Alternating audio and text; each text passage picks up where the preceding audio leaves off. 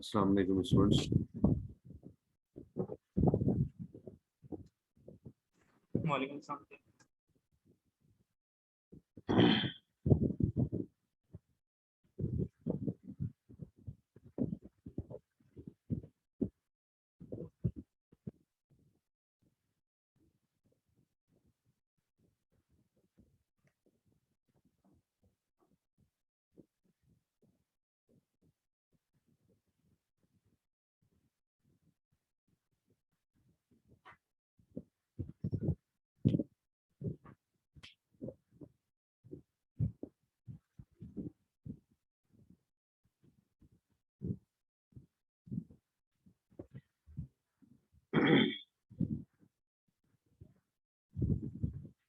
आप लोगों ने बुक जो है वो स्टडी की है, फर्स्ट 3 चैप्टर्स पढ़े।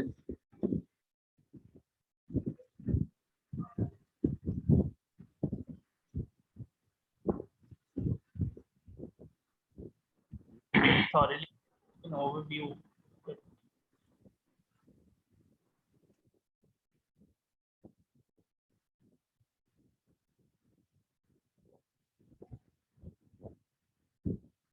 मैंने सबसे सवाल किया है, सारे के सारे जो है वो अगर बोल नहीं सकते तो चैट के ऊपर रिप्लाई तो कर सकते हैं। Yes sir. चैट पे रिप्लाई करें। सर तीनों चैप्टर सारे नहीं पढ़े, लेकिन चैप्टर 1 तक जो है ना पढ़ सकते अच्छा।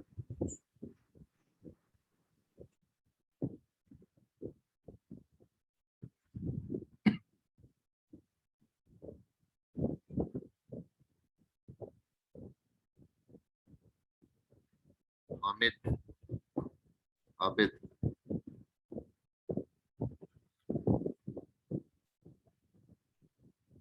बाद, आबिद, समीद, रजी, आप रिप्लाई क्यों नहीं कर रहे भाई?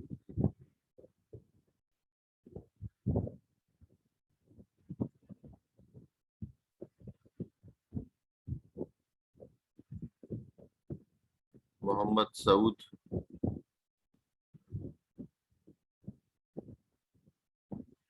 भाई सवाल पूछ रहा हूँ ना, सवाल का जवाब क्यों नहीं दे रहे? यस सर, क्या फायदा बोलने का?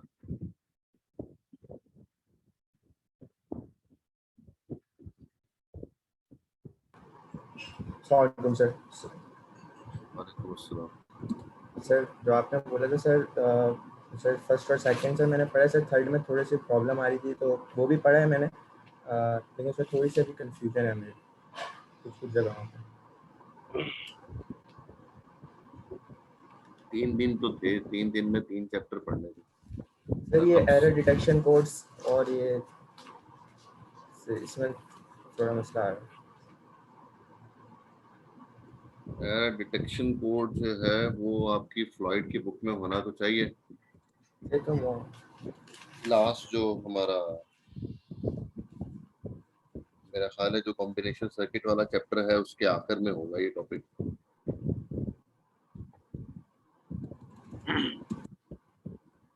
पढ़ाया होगा टीचर ने आप लोगों को। जी सर। बहरहाल एरर डिटेक्शन वाला काम ये है कि जब डेटा कम्युनिकेशन होती है तो जो डेटा डेस्टिनेशन पे डिलीवर हुआ है उसकी श्योरिटी देना कि ये डेटा वही रिसीव हुआ है जो सेंटर ने भेजा था। बिट बाय बिट चेक करना, एक एक बिट को चेक करना।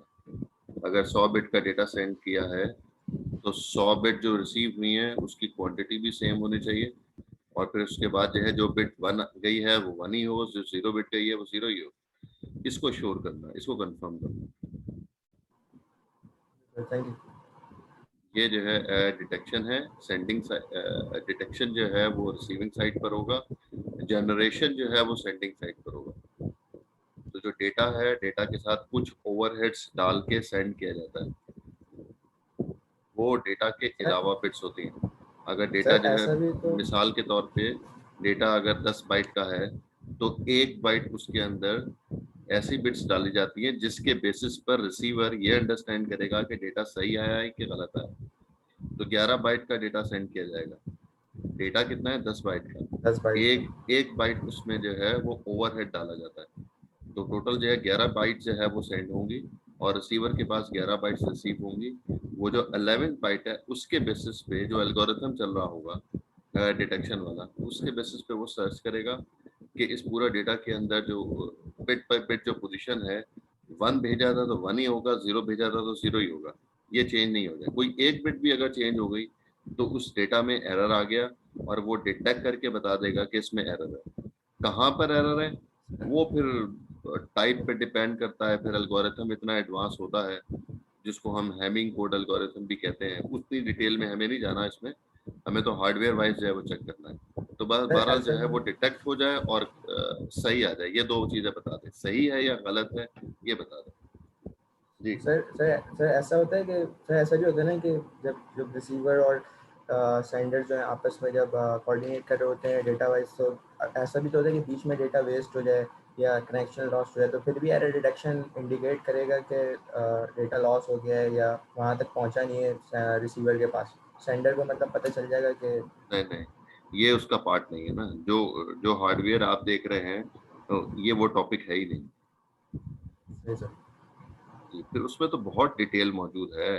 डेटा जैसे मैं चला गया, एक्नॉलेजमेंट नहीं आई, डेटा जो है वो इंतजार हो रहा है, वो रिसीवर सेंटर जो है वो वेट कर रहा है एक्नॉलेजमेंट का। तो इतना बड़ा मैकेनिज्म है उसके अंदर, वो ये इस टॉपिक के अंदर नहीं है, जो आपके हार्डवेयर वाला पार्ट है इसके अंदर नहीं है, ये फिर डेटा कम्युनिकेशन में चला जाता है। ACN में था। जी जी बिल्कुल।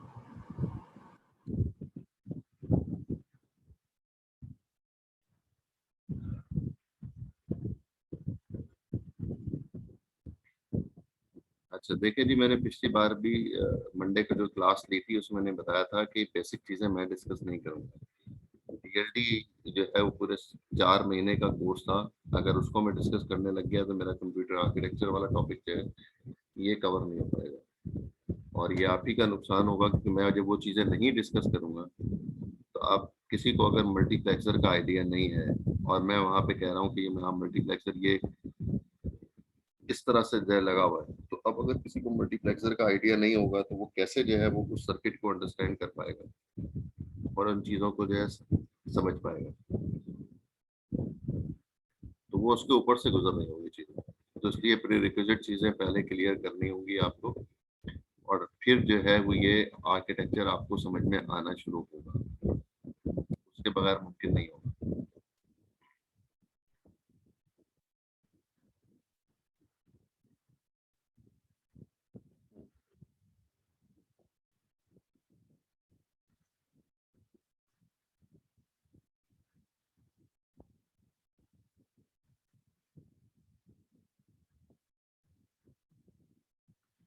और जब मैं सवाल करूं तो जो है वो आप लोग जो चैट पे लिखने वाले जवाब हैं वो प्राइवेट चैट के ऊपर आप लोगों को सबको रिप्लाई करना, एवरीवन पे नहीं करना। मैं बार बार कह रहा हूँ कि एवरीवन पे मैसेज ना करें।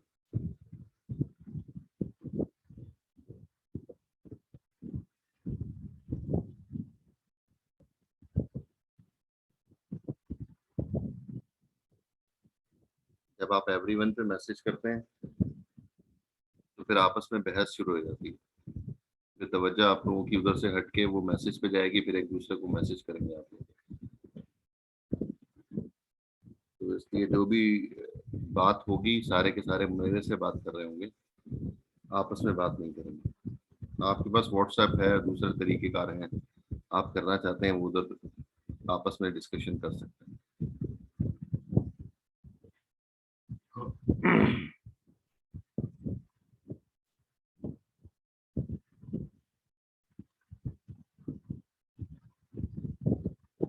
कोई सवाल और पूछना है आपने?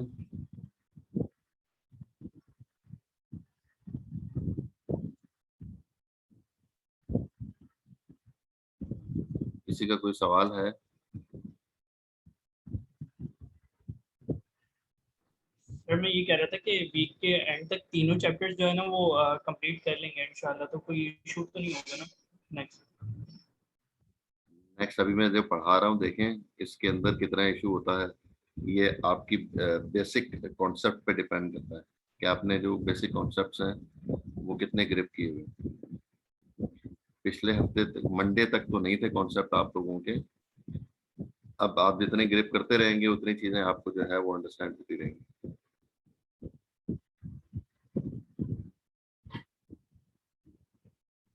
अच्छा जी, चैप्टर 4 हम स्टार्ट कर रहे हैं।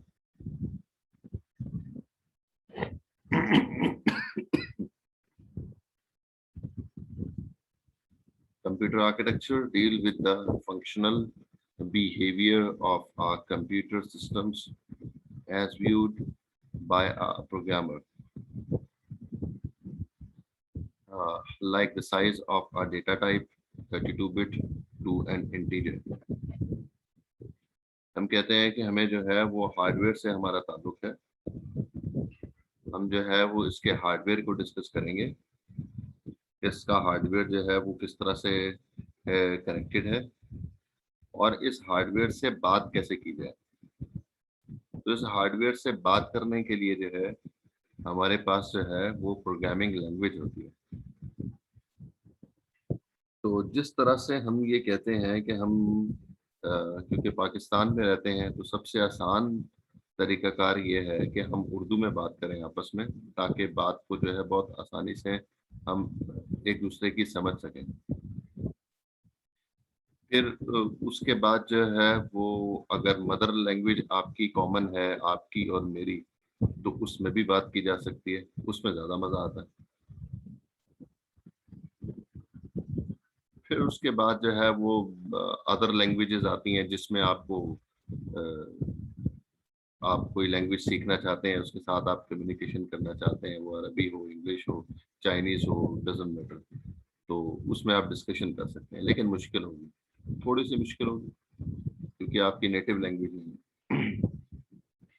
तो इसी तरह से जब मैं हार्डवेयर से बात करना चाह रहा हूँ, हार्डवेयर को इंस्ट्रक्शन देना चाह रहा हूँ, हार्डवेयर से जो है वो बात पूछना चाह रहा हूँ और वो रिप्लाई करे, तो उसके लिए जो है वो उस हार्डवेयर के लिए सबसे आसान लैंग्वेज जो होती है वो असेंबली लैंग्वेज होती है। ठीक है, और उसको जो है वो हम लो लेवल लैंग्वेज भी कहते हैं, जो कि हार्डवेयर के करीब होती है, और हम कहते हैं कि अमूमन जो है वो हमारी इंग्लिश लैंग्वेज से दूर होती है। तो इंस्ट्रक्शन जो है थोड़ी सी मुश्किल होती हैं, लेकिन हम जो है वो उसको हार्डवेयर के जुबान में जो है उसको समझाने की कोशिश करते हैं। तो इसलिए जो है वो सबसे आसान और उसको जो मज़ा आता है समझने में वो असेंबली लैंग्वेज होती है। तो असेंबली लैंग्वेज में जो है अगर उससे बात की जाए तो हम बिट बाय बिट कंट्रोल कर सकते हैं, एक एक हार्डवेयर को जो है वो हम कंट्रोल कर सकते हैं, एक एक गेट को हम कंट्रोल कर सकते हैं। ये काम हम जो है जब हाई लेवल लैंग्वेज में जाते हैं तो फिर आसानी से हो नहीं पाता। फिर हमारे पास जो है वो ट्रांसलेटर होते हैं जो कि उस इंग्लिश लैंग्वेज को जो है वो कन्वर्ट करते हैं असेंबली लैंग्वेज में।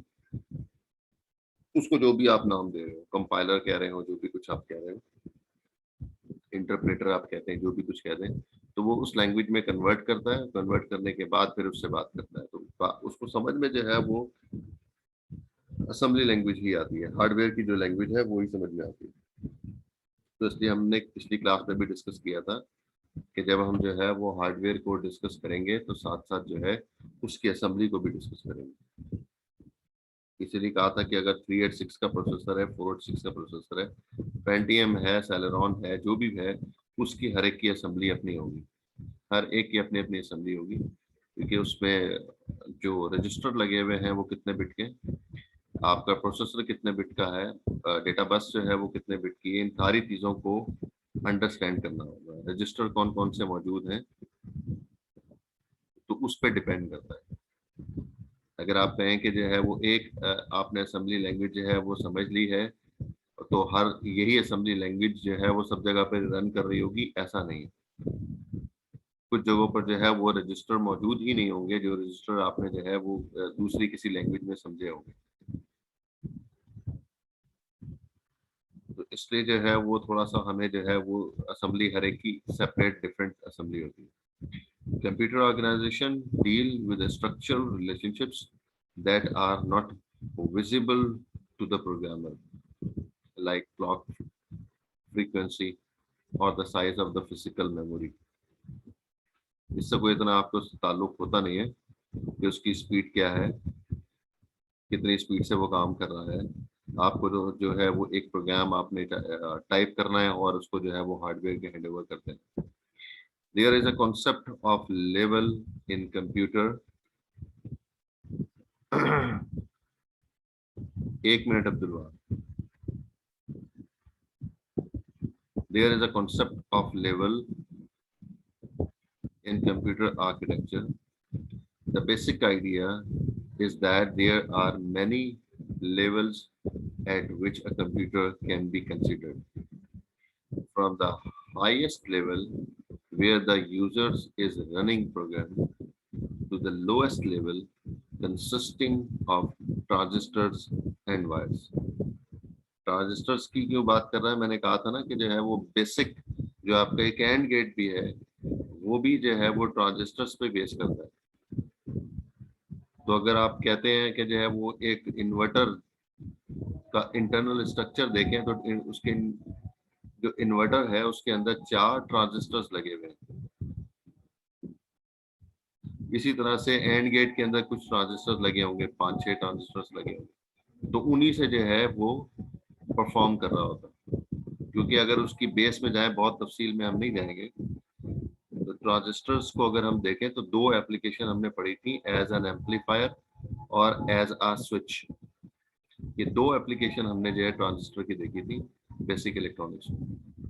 तो यहाँ पर जब हम इन्वर्टर, एंड गेट, और गेट, नॉर, ये जो लॉजिक गेट्स हैं, इसके अंदर ट्रांजिस्टर क्या काम कर रहा होगा? एज अ स्विच बिहेव कर रहा होगा. स्विच ऑन ऑफ, यस और नो, 0 और 1, इस तरह की ऑपरेशन जो है परफॉर्म कर रहा होता है. तो वो फिर कट ऑफ और सैचुरेशन वाली पोजीशन पे काम करवा रहे होते थे.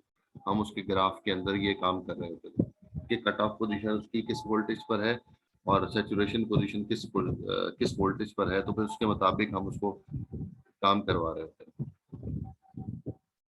तो इस तरह से वो ट्रांजिस्टर जो है एज अ स्विच बिहेव कर रहा होता है और उसके अंदर जो है वो लॉजिक परफॉर्म कर रहा होता है, यस, नो, 1 या 0 की लॉजिक क्रिएट कर रहा होता है. तो हम जो है इतने लो लेवल पे जाके जो है वो परफॉर्म करवा सकते हैं असेंबली लैंग्वेज के अंदर. ये काम हम जो है वो हाई लेवल लैंग्वेज के अंदर नहीं कर सकते. जी अब्दुल वहाब पूछे. सर मैं ये पूछ रहा था कि आपने एक रिपीट कराने की बात कि आपने कहा सेपरेट असेंबली होती है, मतलब प्रोसेसर की असेंबली सेपरेट होती है या फिर वो उसका हार्डवेयर है उसकी? हम देखें आर्किटेक्चर तो जो है वो सारा कंबाइंड होगा ना. हम जो प्रोग्राम दे रहे होंगे वो तो जो है वो माइक्रो कंट्रोलर को या फिर माइक्रो प्रोसेसर को हम दे रहे होंगे.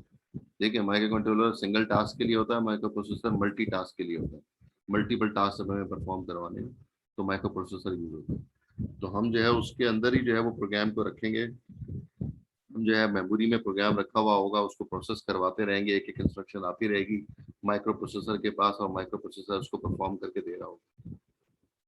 लेकिन जो है मेमोरी साथ में अटैच्ड है, बाकी अदर डिवाइसेस भी उसके साथ कनेक्टेड है, पैराफेरल डिवाइसेस जो है मौजूद है. तो पैराफेरल डिवाइसेस को भी जो है वो हमें इसको कंट्रोल करवाना है. तो पूरे आर्किटेक्चर को हम जो है वो कह रहे हैं कि जब डिफरेंट आर्किटेक्चर होगा तो हर एक की असेंबली लैंग्वेज भी अलग होगी. ठीक है सर.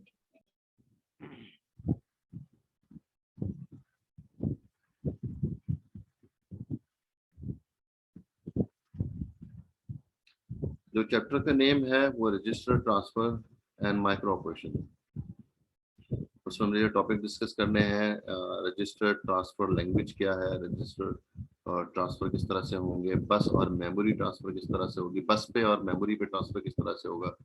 फिर उसके बाद माइक्रो ऑपरेशंस हम कह रहे हैं इंस्ट्रक्शन रहेंगे. इंस्ट्रक्शन कौन सी है? जो मैं कहता हूँ कि मैं इनपुट देना है. इंस्ट्रक्शन क्या है? ऐड कर दे 2 नंबर को, 5 और 6 को ऐड कर दे, तो माइक्रो ऑपरेशन है. इंस्ट्रक्शन क्या है? फला चीज जो है वो प्रिंट कर दे या फला चीज जो है वो आउटपुट में दे दे, तो वो इंस्ट्रक्शन है. उस इंस्ट्रक्शंस को हम माइक्रो ऑपरेशन का नाम दे. तो अरिथमेटिक माइक्रो ऑपरेशन किस तरह से परफॉर्म होंगे, लॉजिकल माइक्रो ऑपरेशन परफॉर्म किस तरह से होंगे, शिफ्ट माइक्रो ऑपरेशंस किस तरह से होंगे, arithmetical, logical and shift unit क्या होगा. तो ये सारी चीजें हमने इस चैप्टर में डिस्कस करनी है, बारी बारी हम डिस्कस करते रहेंगे इसको. सबसे पहले तो जो है वो रजिस्टर ट्रांसफर लैंग्वेज, क्योंकि नाम से पता चल रहा है कि मुझे जो है वो रजिस्टर जो है एक रजिस्टर से दूसरे रजिस्टर में जो है वो डेटा ट्रांसफर करना है.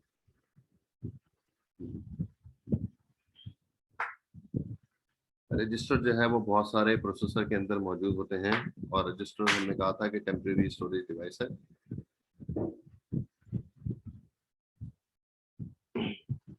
रजिस्टर्स के अंदर का स्ट्रक्चर क्या होता है,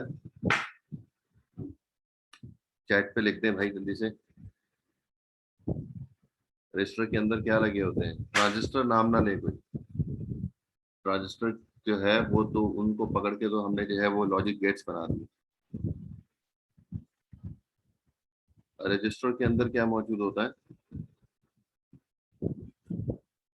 हमने कहा था कि ये जो है सिक्वेंशियल सर्किट्स होते हैं रजिस्टर। नहीं, ए एल यू नहीं है भाई,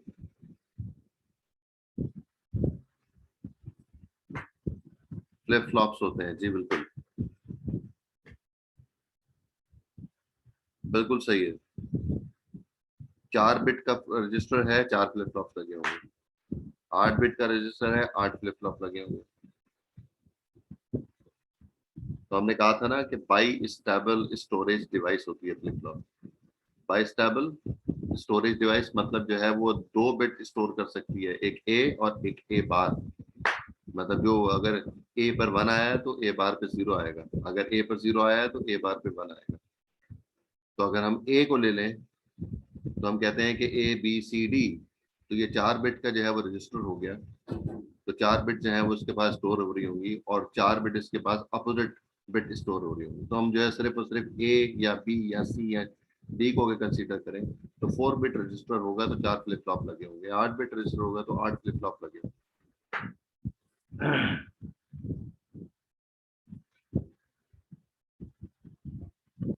Microoperation digital module are best defined by the registers they contain and the operations that are performed on the data stored in them. The operations executed on data stored in registers are called micro operations. एक एक instruction हम उठा के ले आएंगे। Instruction register एक कहलाता है, उस इंस्ट्रक्शन रजिस्टर के अंदर उस इंस्ट्रक्शन को डाल देंगे, मेमोरी से उठा के इंस्ट्रक्शन रजिस्टर में डाल देंगे। इंस्ट्रक्शन रजिस्टर जो है वो उसको पूरा जो है वो प्रोसेस करवाएगा, उसके अंदर डेटा की लोकेशन भी मौजूद होती है, उसके अंदर जो है वो ऑपरेशन कोड भी मौजूद होता है, मतलब क्या ऑपरेशन परफॉर्म करना है इस डेटा के साथ, और फिर इंस्ट्रक्शन भी लिखी हुई होती है उसके साथ जो है कि क्या कुछ मौजूद होगा। इंस्ट्रक्शन की टाइप होती है बहुत सारी, तो वो भी जो है उसमें डिफाइंड होगी। तो सब कुछ जो है वो एक इंस्ट्रक्शन में लिखा होगा, और वो इंस्ट्रक्शन उठकर एक रजिस्टर है जिसको इंस्ट्रक्शन रजिस्टर का नाम दिया जाता है IR, उसमें लोड कर दिया जाता है, फिर उसको जो है वो प्रोसेस करवा दिया जाता है। The internal hardware organization of a digital computer is best defined by specifying. किस तरह से हम इसको इंटरनल हार्डवेयर को डिफाइन करें, द सेट ऑफ रजिस्टर्स, कुछ रजिस्टर्स मौजूद होंगे। बहुत सिंपल होगा तो जो हम अपने कोर्स में डिस्कस करेंगे 6-7 जो है वो रजिस्टर्स हम सिलेक्ट कर लेंगे।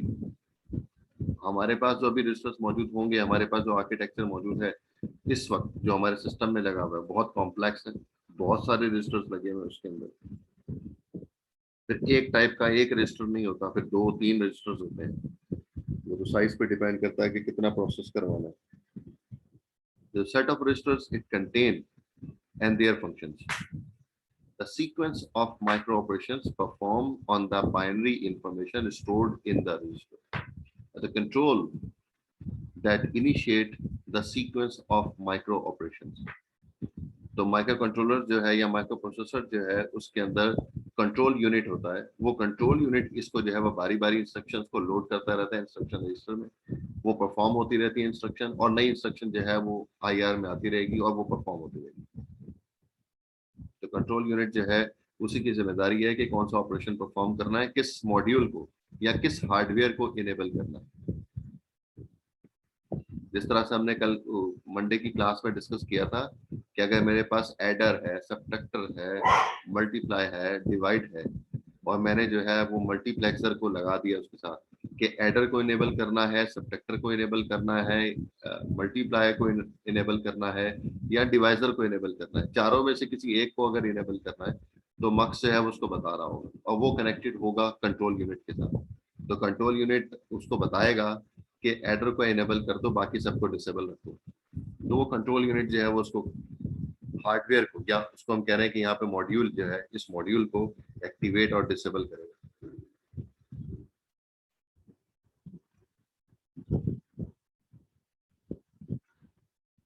जी, इसमें देखें कि वो उसी चीज को डिस्कस कर रहा है कि कुछ जो है वो सेट ऑफ रजिस्टर्स हैं जिसको आर से रिप्रेजेंट कर रहा है।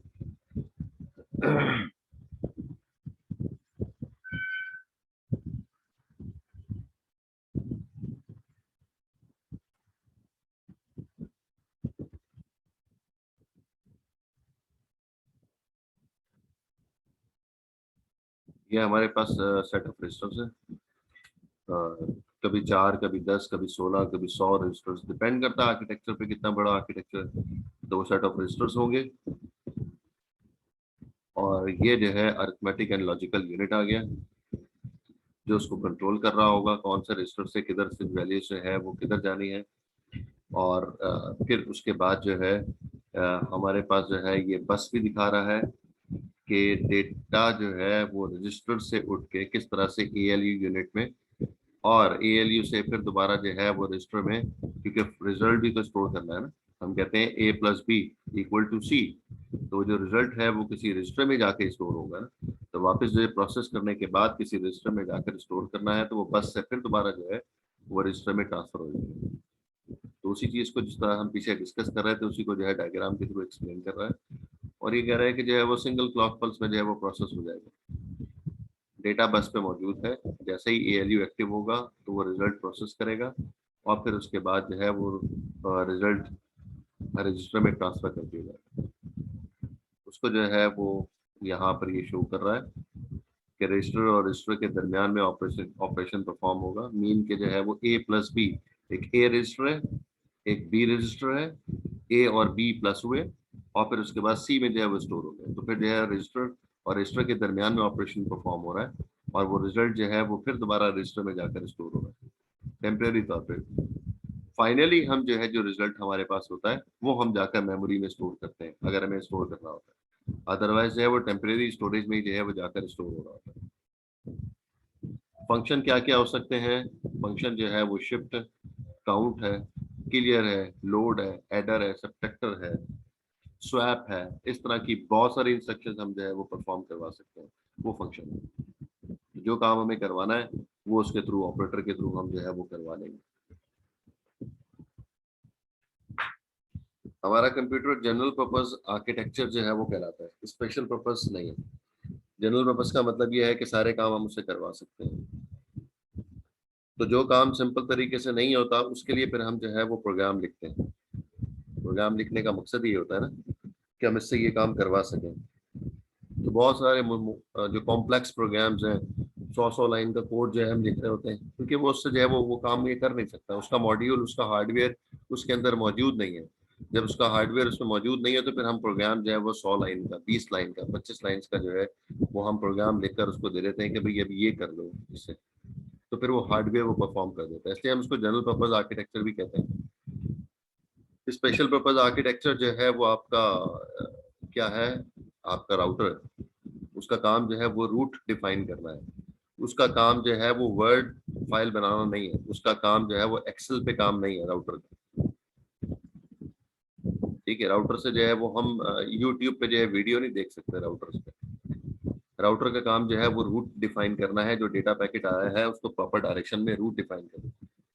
स्विच का काम अलग होता है। तो ये जो हार्डवेयर अलग अलग होते हैं वो स्पेशल पर्पस हार्डवेयर होते हैं, लेकिन कंप्यूटर आपका जो है वो जनरल पर्पस आर्किटेक्चर है। सारे काम जो है हम उससे परफॉर्म करवा सकते हैं।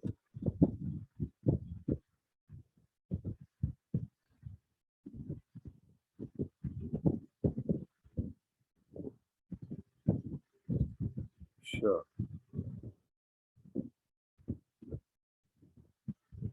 सही है।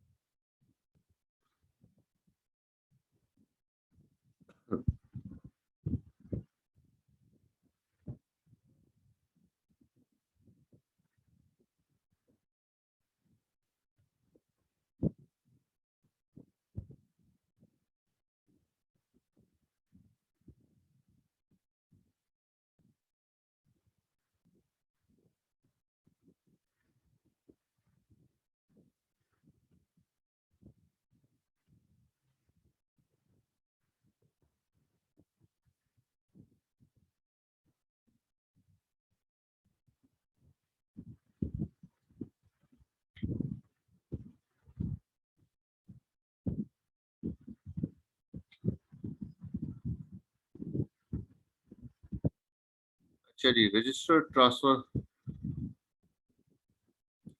हाँ, जब मैं बोल ही नहीं रहा हूँ तो मेरी आवाज कहाँ से आएगी मेरी? अच्छा, रजिस्टर ट्रांसफर लैंग्वेज हमारे पास, हम ये कहते हैं कि हम ऑपरेशन जो है परफॉर्म करवाने जा रहे हैं A+B। तो रजिस्टर ट्रांसफर का मतलब यह है कि एक रजिस्टर से दूसरे रजिस्टर में जो है वो डेटा को किस तरह से ट्रांसफर किया जाए। तो उसके लिए बहुत जरूरी है कि रजिस्टर के साइज को हमें पता हो कि रजिस्टर का साइज क्या है। एक, अगर मैं जो है वो एक रजिस्टर है A 16 बिट का है और दूसरा रजिस्टर B है वो 16 बिट का है, और मैं रिजल्ट जो है वो ट्रांसफर कर रहा हूँ C में जो कि 8 बिट का, तो 16 और 16 बिट को ऐड करके जो आंसर मुझे मिलेगा वो 17 बिट होगा, क्योंकि 16 और 16 को ऐड करेंगे तो एडर होगा और कैरी भी जनरेट हो सकता है। आखिर में कैरी अगर जनरेट हो गया तो आंसर 17th बिट हो सकता है। तो इसलिए हम जो है वो 16 बिट का रजिस्टर और 1 बिट ओवरफ्लो बिट जो है हमारे पास होने जरूरी है। लेकिन जो हम डेटा ट्रांसफर कर रहे हैं वो C में ट्रांसफर कर रहे हैं और C रजिस्टर 8 बिट का है, तो ये इंस्ट्रक्शन जो है ये परफॉर्म नहीं होगी। तो उसके लिए बहुत जरूरी है कि मुझे जो है वो रजिस्टर के आर्किटेक्चर का पता हो, एक रजिस्टर का साइज का पता हो, और दूसरी चीज ये है कि मुझे ये भी पता हो कि आर्किटेक्चर के अंदर जो रिजल्ट है वो रिजल्ट जो है वो उस रजिस्टर में ट्रांसफर हो रहा है कि नहीं हो रहा। मतलब जो बस है, जो कॉमन बस है, वो बस जो है उस रजिस्टर से कनेक्टेड है भी कि नहीं। मतलब A+B कर दूं और आंसर C में डाल दूं, ठीक है, C भी 17 बिट का है, अब 16 बिट का है और 1 बिट जो है वो कैरी जनरेट हो जाएगा। तो अगर A+B C में जा तो सकता है, लेकिन जो आर्किटेक्चर है, जो कॉमन बस है, वो बस उस C रजिस्टर से कनेक्टेड ही नहीं है। तो कभी भी जो है वो रिजल्ट A+B का C में ट्रांसफर नहीं होगा। अगर आपने इंस्ट्रक्शन लिखी है तो फिर ये इंस्ट्रक्शन जो है परफॉर्म नहीं होगी, क्योंकि C रजिस्टर कॉमन बस से कनेक्टेड ही नहीं है, इसलिए रिजल्ट जो है वो C में ट्रांसफर नहीं हो पाएगा। तो इसलिए हमें आर्किटेक्चर का पता होना बहुत जरूरी है, लाजमी है कि हमें आर्किटेक्चर का पता हो। लेकिन ये लो लेवल की बात कर रहे हैं हम, जो है वो ऊप की बात नहीं कर रहे, ऑब्जेक्ट ओरिएंटेड प्रोग्रामिंग की बात नहीं कर रहे, हम पाइथन की बात नहीं कर रहे, हम असेंबली लैंग्वेज की बात कर रहे हैं कि असेंबली लैंग्वेज जब हम लिख रहे होंगे, जब उसका कोड लिख रहे होंगे, तो उस वक्त हमें इन चीजों का पता होना बहुत जरूरी है। और लो लेवल पे काम करने का फायदा क्या होता है? लो लेवल पे काम करने का फायदा ये होता है कि हम बिट बाय बिट कंट्रोल कर सकते हैं, एक एक बिट को कंट्रोल कर सकते हैं, एक एक बिट पे रिजल्ट हम जो है वो चेंज कर सकते हैं। ये काम हम हाई लेवल लैंग्वेज पे नहीं करते।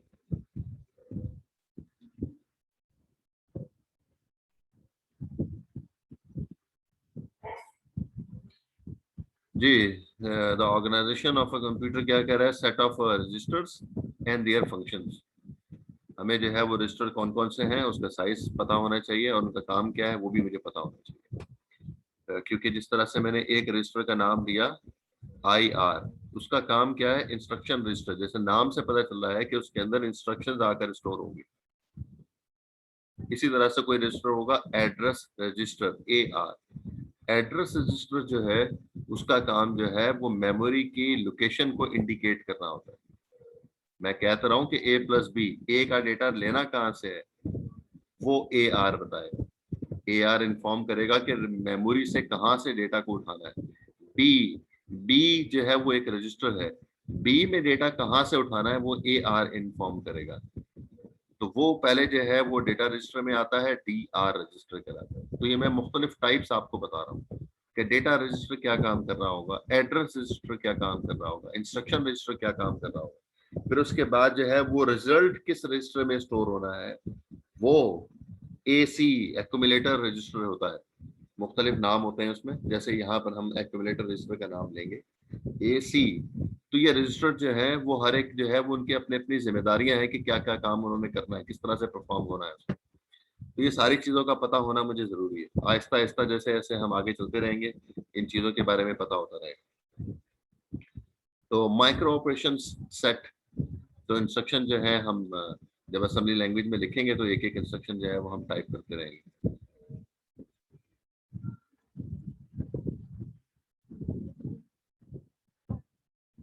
Set of allowable micro operations provided by the organization of the computer.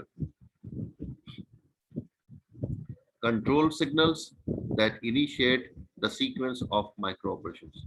Control signals जो हैं वो उसको डिफाइन कर रहे होते हैं, किसको इनेबल करना है, किसको डिसेबल करना है। ये इस बारे में आप जो है वो बहुत तफसील से जो है वो इनेबल पिन के बारे में आप डिस्कस कर चुके हैं, फ्लिप फ्लॉप में भी डिस्कस किया था। फिर उसके बाद आपने जो सीक्वेंशियल सर्किट्स थे उसके अंदर भी इनेबल पिन को हमने देखा था कि जितना भी जो मॉड्यूल होता है उसकी एक इनेबल पिन होती है, अगर उसको जब तक आप इनेबल नहीं करेंगे वो परफॉर्म नहीं कर सकता। जैसे जो है वो मैं कहता हूँ कि इनकोडर है, इनकोडर के साथ अगर एक इनेबल पिन आपने लगा दी तो जब तक उसको एक्टिव नहीं करेंगे वो इनकोड नहीं कर रहा होगा, डेटा सब कुछ दे रहे हैं आप, लेकिन इनेबल पिन आपने डिसेबल की हुई है तो फिर वो परफॉर्म नहीं कर रहा होगा। मैं कहता हूं कि जो है वो सबट्रैक्टर के साथ एक इनेबल पिन लगी हुई है, अगर वो इनेबल पिन जो है वो एक्टिव नहीं की तो फिर कभी भी जो है वो डेटा को जो है वो सबट्रैक्ट नहीं करके दे रहा होगा जब तक मैं उसको इनेबल नहीं करूंगा। तो इसलिए जो है इसको कंट्रोल सिग्नल कहते हैं, कंट्रोल पिन्स कहते हैं। इसको भी जब तक इनेबल नहीं करेंगे उस वक्त तक वो ऑपरेशन परफॉर्म नहीं हो रहा होगा। जी सऊद। सर मेरे सवाल था सर, ये जो रजिस्टर ट्रांसफ़र लैंग्वेज है, जो कंप्यूटर हमारे जो सिस्टम होता है उसके अंदर बहुत सारे रजिस्टर लगे हुए होते हैं, और अभी का जो सिस्टम है वो जैसे आपने कहा कि कॉम्प्लेक्स है, तो अगर ऐसा हो सकता है कि अगर हम इस बात को इस तरह लें कि बहुत सारे रजिस्टर एक सिस्टम बनाएं जिसमें बहुत सारे रजिस्टर्स को हम इंक्लूड कर दें, तो उससे डिसीजन मेकिंग और जो ऑपरेशंस होते हैं उसके मतलब उसके उसमें फ़र्क आएगा स्पीड के अंदर, कि वो जल्दी जल्दी मतलब परफॉर्म हो रहे होंगे जैसे सवाल, एक नॉर्मल सिस्टम। हाँ सवाल अच्छा है आपका, चले एडवांस सवाल है लेकिन मुख्तसर मैं बता देता हूँ। देखिए मैंने जो है मेरा ऑफिस जो है उस ऑफिस के अंदर एक छोटी सी मुझे जो है अलमारी दी हुई है जिसके अंदर मैंने बुक्स रखी हुई हैं। ठीक है, अब मुझे जो है वो बुक मैंने रखी हुई है ये वाली कंप्यूटर सिस्टम आर्किटेक्चर की बाय मॉरिस